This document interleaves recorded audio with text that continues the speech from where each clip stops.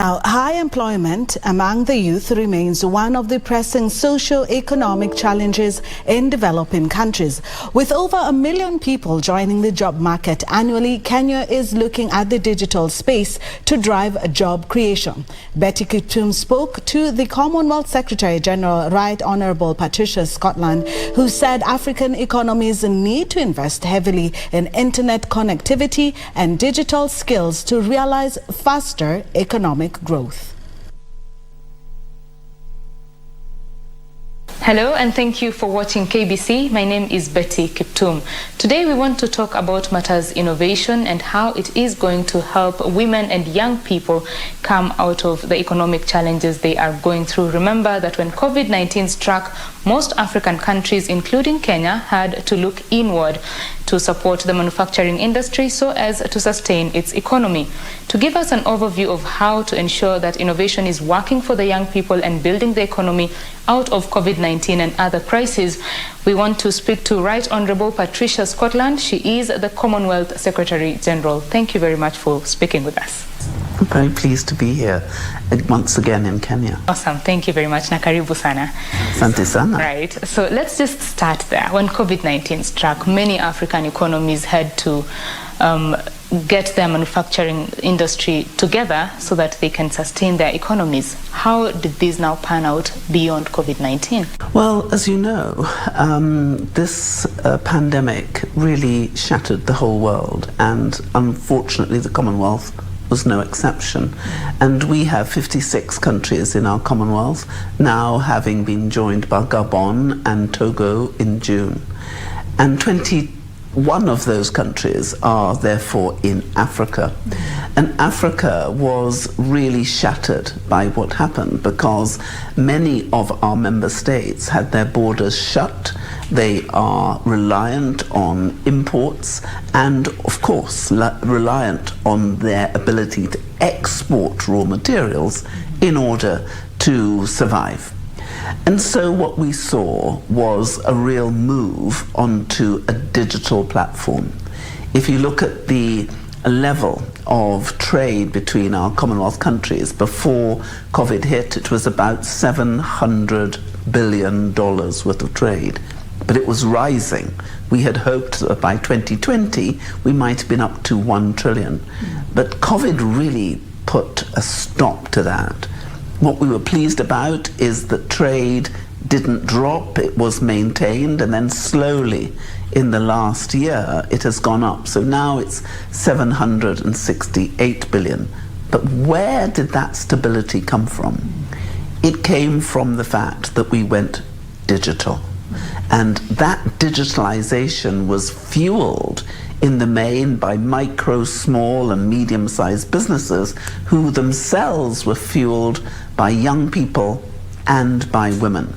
So the big issue is how do we make sure that this digital opportunity is shared by all, because there is, unfortunately, a growing digital divide. So when we look at the transformation that we need, the opportunities that there are, they are increasingly in this digital space. So our whole lives have been transformed by technology and the ability to use 3.0, looking at machine learning, looking at artificial intelligence, looking at blockchain. All of these are tomorrow, and the industries that are reliant are wanting to gobble up those sort of skills.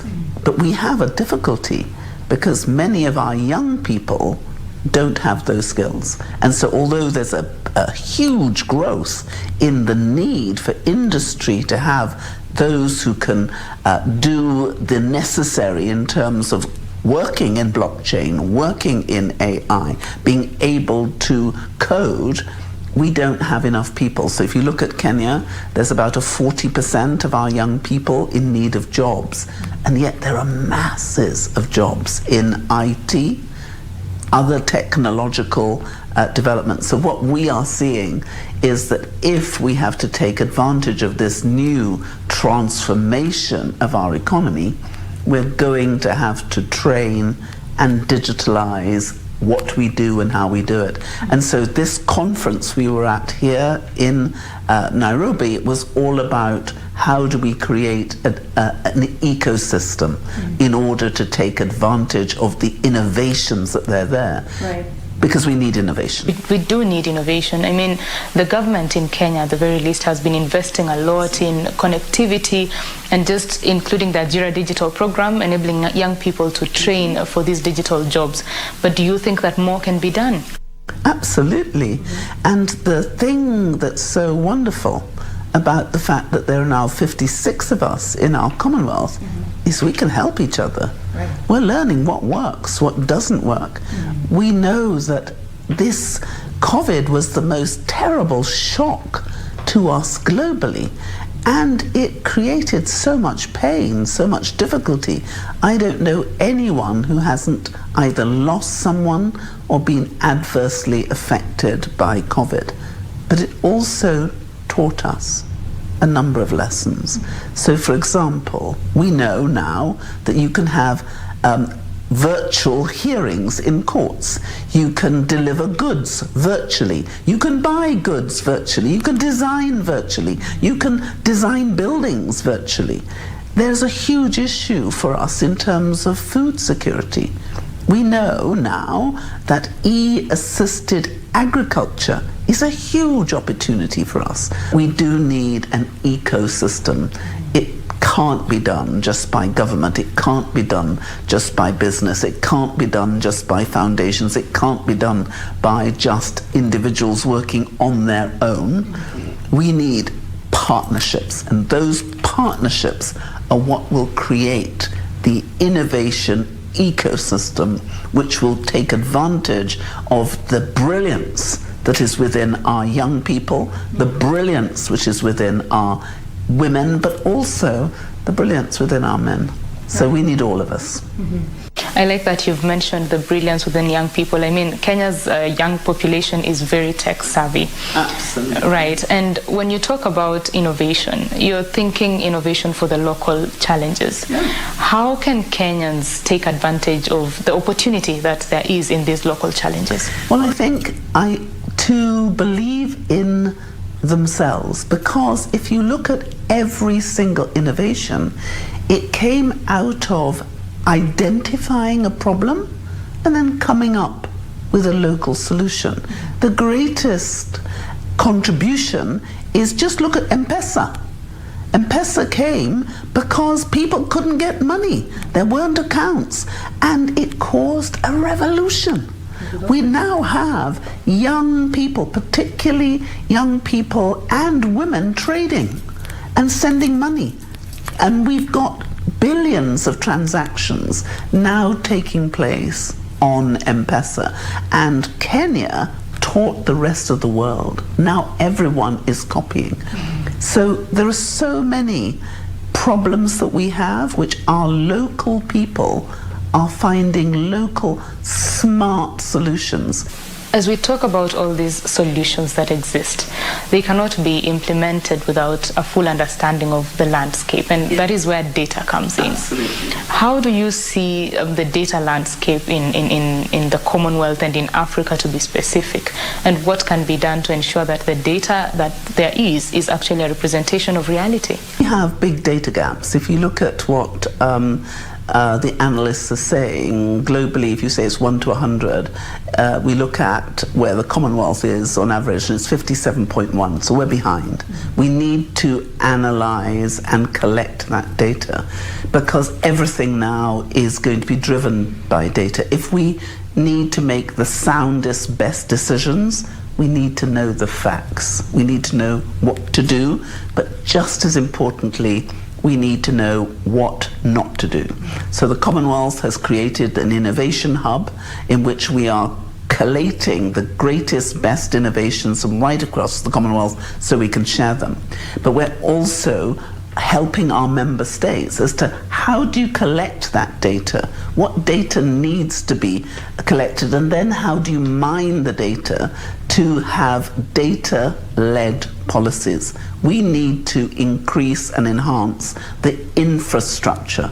If we don't have a digital infrastructure, the digital divide which currently differentiates between those countries who will be wealthy and those countries who will not, will continue to widen. So in the Commonwealth, we've got the connectivity agenda, which we are looking at physical connectivity, B2B connectivity, all the ideas as to how do we make sure that there is a reality put into some of these aspirations. One of the opportunities we've taken is to develop a tool to help our member countries to assess the economic cost of domestic violence, and then to look at how it's created, how are we spending the money, and as a result of that we're able to help our countries not just to address it but to save lives and save money.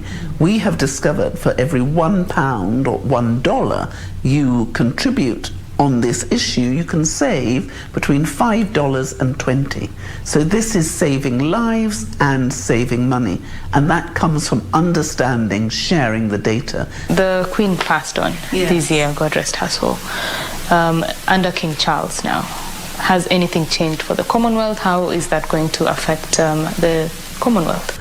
Well, obviously there was huge sadness when Her Majesty the Queen died, because when she was 21 she said it didn't matter whether her life was long or short, she would dedicate every day to the service of the Commonwealth. And we know she did exactly that, and you saw it in her funeral. The Commonwealth was pivotal.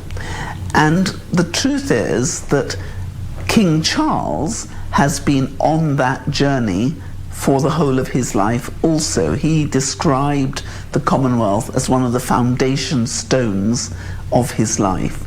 He's been to see virtually every single country in the Commonwealth. If you look at the work he's done on the Prince's Trust or the Sustainable Markets Initiative now, the Commonwealth has very much been part of it. And I think it was a matter of real pleasure to everyone that when the question arose in 2018 at the Commonwealth Heads of Government as to who should be the next head of the Commonwealth, it was decided that this should not be something which was inherited. It should be something that was chosen.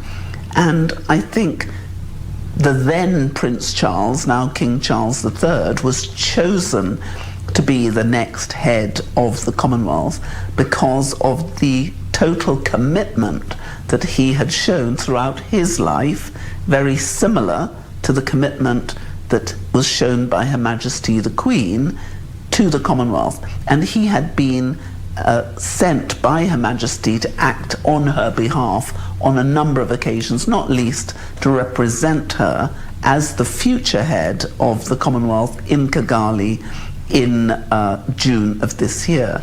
So I think there's probably been no other person with such a long apprenticeship to be head of the Commonwealth, and I think he will do it remarkably well and is doing it remarkably well according to what everybody is saying. And I think the leaders are very confident and pleased that they made the right choice in 2018. So as we come to a close of this conversation, what would be your closing remarks? How does the future look?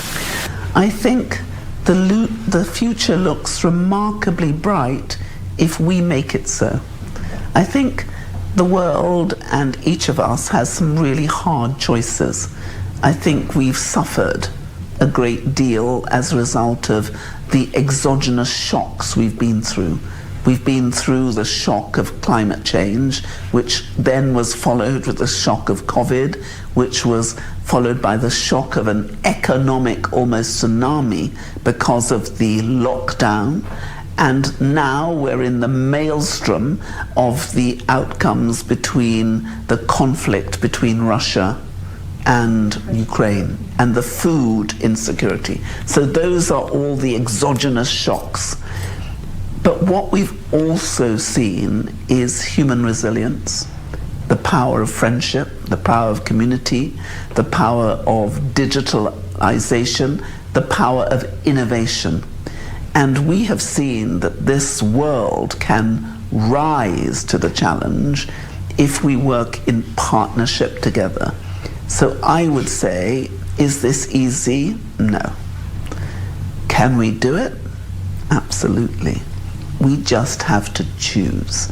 And I'm so glad that Kenya is choosing, the Commonwealth is choosing, and that we have determined that we will do this together. And together, we can. So I would say to all of us, this is our moment. It's up to us, each of us, to make the choice to be the difference we need to see in the world.